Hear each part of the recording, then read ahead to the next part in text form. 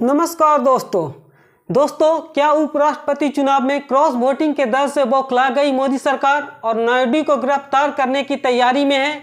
दोस्तों, ये सवाल इसलिए है क्योंकि एक तरफ जहां अमित शाह सदन में मुख्यमंत्री को गिरफ्तारी का बिल पेश किए हैं, वहीं दूसरी तरफ एडीआर की रिपोर्ट में नायडू के भ्रष्टाचार को लेकर बड़ा खुलासा हुआ है। अब ऐसे हालातों में नायडू को ठिकाने लगाने के चक्कर में अमित शाह ने मोदी की कुर्सी को भी फंसा दिया है। दोस्तों, उपराष्ट्रपति चुनाव में क्रॉस वोटिंग अमित शाह के लिए जी का जंजाल बन गया है। भारतीय राजनीति में इस दौर का सबसे बड़ा सवाल यही है, क्या उपराष्ट्रपति चुनाव में क्रॉस वोटिंग ने मोदी की सरकार की नींद उड़ा दी है? क्या इसी डर से नायडू पर गिरफ्तारी की तलवार लटकाई जा रही है? दोस्तों, आपको पता ही है कि उपराष्ट्रपति के चुनाव में वोटिंग सीक्रेट बैलेट से होती है, यानी संसद चाहे बीजेपी का हो या विपक्ष का, अपने मन से वोट कर सकता है। यही लोकतंत्र की सबसे खूबसूरती है। लेकिन सत्ता के गलियारों में यही सबसे बड़ा डर बन गया है। बीजेपी के लिए ये चुनाव सिर्फ औपचारिकता नहीं रह गया है, यह उसकी साख का सवाल बन गया है। और इसी साख में अमित शाह लगातार नए पर नए दांव लगाते जा रहे हैं। दोस्तों, आते हैं हम अब नायडू पर। चंद्रबाबू नायडू, वो नाम जो कई बार भारतीय राजनीति में किंग मेकर की भूमिका निभा चुके हैं। कभी वो बीजेपी के साथ रहे, कभी वो कांग्रेस की तरफ इशारा करते हैं और कभी तीसरा मोर्चा बनाने की बात करते हैं। यानी राजनीति के इस खिलाड़ी को हल्के में लेना बीजेपी कभी भी नहीं चाहती है। लेकिन यही सवाल है कि आखिर अमित शाह ने अचानक मुख्यमंत्रियों की गिरफ्तारी वाला बिल क्यों लाया? क्या सिर्फ नायडू को दबाव में लाने के लिए या फिर कोई गहरी चाल है? दोस्तों, यहाँ पर एक अहम बात आती है, एडीआर की रिपोर्ट। इस रिपोर्ट में नायडू पर पुराने मामले को लेकर भ्रष्टाचार का आरोप का जिक्र है। अब एडीआर यानी एसोसिएशन फॉर डेमोक्रेटिक रिफॉर्म्स कोई सड़क छाप संगठन नहीं है दोस्तों। ये वही संस्था है जिसने पिछले कई सालों में नेताओं की संपत्ति, आपराधिक मामला और चुनावी खर्च का खुलासा किया है। तो सवाल उठता है कि जैसे ही उपराष्ट्रपति चुनाव सिर पर आया, वैसे ही नायडू पर ये पुरानी फाइलें क्यों खुल गई?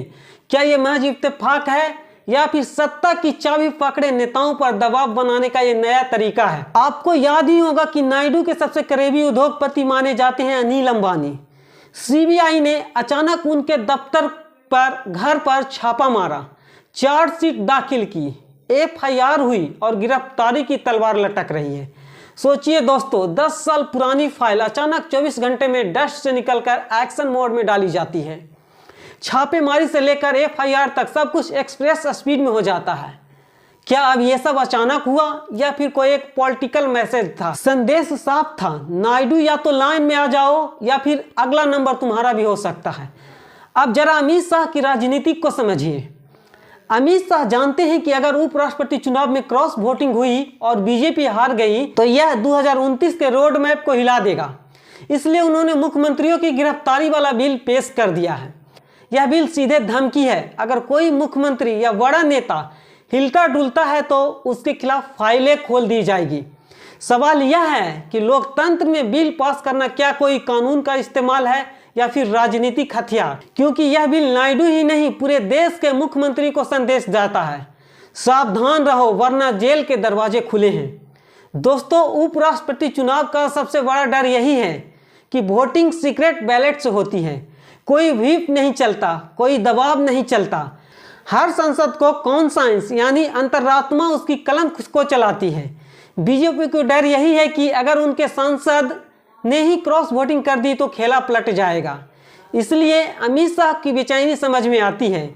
लेकिन बेचैनी जब कानून का रूप ले ले तो लोकतंत्र को ही दबाव और औजार बना दिया जाता है दोस्तों।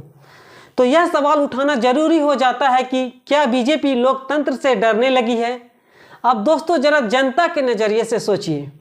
जब जनता यह देखेगी कि चुनाव जीतने के लिए सरकारें किसी भी हद तक जा सकती है, पुरानी फाइलें खुल सकती है, बिल पास कर सकती है और गिरफ्तारी की तैयारी कर सकती है, तो उसका लोकतंत्र पर से भरोसा उठ जाएगा। आम आदमी पूछता है, क्या भ्रष्टाचार की फाइलें सिर्फ चुनाव आने पर ही खुलती है? क्या कानून सिर्फ विपक्षी नेताओं पर ही लागू होते हैं? और क्या बीजेपी के नेताओं के भ्रष्टाचार का कोई फाइल नहीं है? अब सवाल नायडू की राजनीति का, क्या नायडू डर जाएंगे? क्या वो झुक जाएंगे? दोस्तों, नायडू कोई नए खिलाड़ी नहीं है। तेलुगु देशम पार्टी के नेता राजनीति में कई बार खुद को किंग मेकर साबित कर दिए हैं। उनकी इमेज यही है कि वो मौके पर बाजी पलटने वाले नेता हैं। तो क्या इस बार वो मोदी सरकार को अपनी शर्तों पर झुकाएंगे या फिर अमित शाह की शक्ति के आगे झुककर चुपचाप समर्थन दे देंगे? यह पूरा मामला नायडू या उपराष्ट्रपति चुनाव का नहीं है। यह मामला भारतीय लोकतंत्र का असली तस्वीर है।